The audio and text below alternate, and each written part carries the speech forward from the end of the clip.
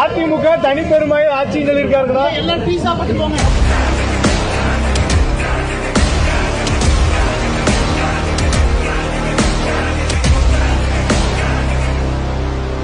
அண்ணாமலை வந்த பிறகு பாஜகவில் கோஷ்டி எல்லாம் காணாமல் போயிட்டு, யாருடைய முக்கியத்துவம் இல்லாமல் போயிட்டு.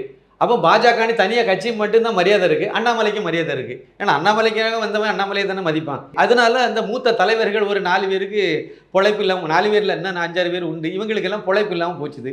எப்படிலாம் இவரை வந்து காலி பண்ணலாம்னு நினச்சாங்க. அப்போ அண்ணாமலை ஒரு விஷயத்த சொல்லியிருந்தார், அதிமுகவோட மறுபடி கூட்டணி வச்சா நான் வந்து ஒரு சாதாரண தொண்டனாக இருந்து நான் வேலை பார்ப்பேன், மோடிக்காக நான் வந்து தாராள தொண்டனாக தான் இருப்பேன், நான் வேற பொறுப்புல இருந்து நீடிக்க மாட்டேன்னு சொன்னார்.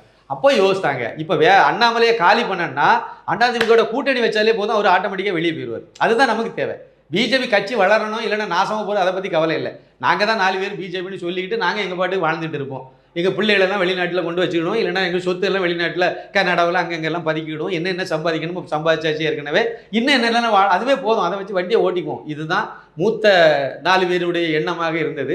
இதை வந்து அதுக்கு வந்து குறுக்க நின்னது அண்ணாமலை. அவரை காலி பண்ணி விட்டுட்டோம்னா சரியாருன்னு நினச்சாங்க. கரெக்டாக அந்த நேரத்தில் மேலிடமும் உடனே இங்கே ஒரு அதிமுக கூட்டணின்னு சொன்ன உடனே அண்ணாமலையும் கரெக்டாக அதே இதை டியூன் பண்ணிட்டாங்கல்ல. அவர் கரெக்டாக அதில் நின்னார், ஸ்டாண்டில் கரெக்டாக நின்னார்.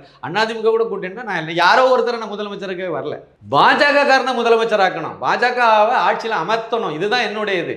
அந்த அஜெண்டாவை நோக்கி தான் நான் போக முடியும். நான் இன்னொருத்தரை கொண்டு போய் நான் முதலமைச்சராக வரலன்னு ரொம்ப கிளியராக தெளிவாக வேறு சொல்லிட்டார். இப்போ அந்த இடத்துல பாஜக மேலிடம் செய்தது மிகப்பெரிய பிழை. பாஜக வந்து 11.24% ஓட்டை கொண்டு வந்ததுனால தான் எடப்பாடி பழனிசாமி பாஜக கூட கூட்டணி வைக்கணுங்கிற முடிவு எடுத்தார். அதை நம்ம யோசிக்கணும். அந்த இடத்துல எடப்பாடி பழனிசாமி இல்லாமல் இன்னும் ஒரு எக்ஸோ ஒய்யே இருந்தாலும் அப்படி தான் பார்ப்பாங்க. ஓட்டு தான் அங்கே பேசுது. அப்போ அந்த ஓட்டு வங்கி இவ்வளோ வந்திருக்கு, அதனால கூட்டணிக்கு வரார். அப்போ அந்த ஓட்டு வங்கியை உருவாக்குறதுக்கு காரணமானவங்கள பிஜேபி தலைவர்கள் ஏன் யோசிக்கல? அவர் தானே உருவாக்குனாரு. அது ஒரு ஐபிஎஸ் ஆஃபீஸராக இருந்தவர். அப்போ ஐக்கியூ லெவல் அதிகமாக உள்ளவர். இவ்வளோ தூரம் இதில் வந்து இவ்வளோ, அதாவது பாமகவினுடைய தலைவர் டாக்டர் ராமதாஸ் எல்லாம் வந்து நீங்கள் கன்வின்ஸ் பண்ணுறது சாதாரண விஷயம் இல்லை. ஜெயலலிதாவையிலே சரியாக கன்வின்ஸ் பண்ண முடியாது, அவ்வளவு தூரம் கருணாநிதியாலே பண்ண முடியாது. அவரையே வீட்டில் போய் இட்லி சாப்பிட்டுட்டு கன்வின்ஸ் பண்ணிட்டு போயிட்டாரு, கூட்டணியில் ஓகே பண்ணி வச்சுட்டு போயிட்டாரு அண்ணாமலை.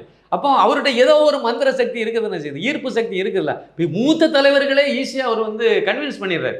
அப்போ இவ்வளோ தூரம் அரவணைச்சு கொண்டு வந்துட்டார். அதிமுகவினால 2024 ஒரு நல்ல கூட்டணி அமைக்க முடியல, ஆனால் பெரிய கட்சி. ஆனால் அண்ணாமலை அமைச்சு விட்டார. அமைச்சு அன்னைக்கு வந்து அண்ணாமலை பக்கம் வந்து இளைஞர்கள் வந்துட்டாங்க. ஆனால் என்னன்னா பெரிய எம்பிகளை உருவாக்க முடியுமாங்கிறது ஒரு பாயிண்ட். இன்னொன்று, இது எம்எல்ஏக்கான, இது எம்பிக்களுக்கான, அதாவது பிரதமருக்கான தேர்தல். அது 2 பாயிண்ட்டும் வந்து இவங்களுக்கு கொஞ்சம் குழப்பம். அப்புறம் வந்து ஆளுங்கட்சி இருக்கிறது திமுக ரவுடி கட்சி. இவரை வந்து அதிகாரிகளெல்லாம் சுதந்திரமாக செயல்பட முடியாமல் தவிச்சிட்டு இருக்கக்கூடிய நேரம் அது. எல்லா எம்பி எலெக்ஷன்லையும் அந்த மாதிரி ஒரு பிரச்சனை வரும். இதுக்கு முன்னாடி இனிமேல் மாற்றம் வரும்னு எதிர்பார்க்கலாம். அவங்க ஃப்ரீடமாக செயல்பட முடியலை. அப்போ இதெல்லாம் ஒரு காரணமாக அமைஞ்சது. இருந்தாலும் ஓட்டு வங்கியாக ஒரு 18 கூட்டணியில் ஒரு 18% மேலே கொண்டு